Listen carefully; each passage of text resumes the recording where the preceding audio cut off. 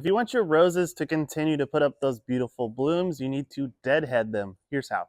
So first, let's locate a bloom that is spent or nearly spent. You can see that the petals are just falling off. And all you're gonna do is just grab it like this and pull it off and you're done. I'm just kidding, don't do that. Let's show you the right way.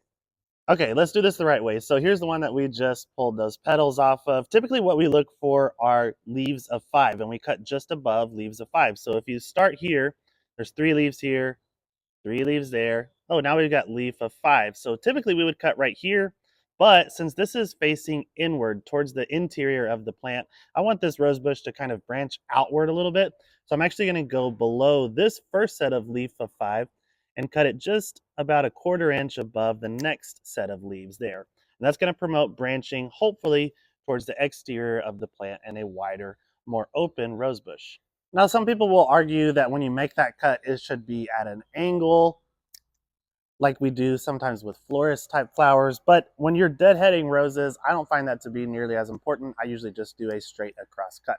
Now, not all rose bushes need to be deadheaded in order to continue to bloom. There are certain cultivars, such as drift roses and knockout roses, that will continue to bloom just fine even if you don't deadhead them. Now, deadheading is different than the large cutback that we do to roses in the late winter. For example, in North Texas, we cut back our rose bushes usually around the middle of February.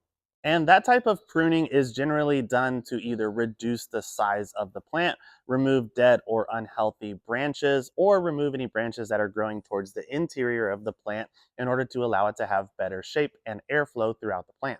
So get your pruners ready and keep those roses looking healthy for all season long.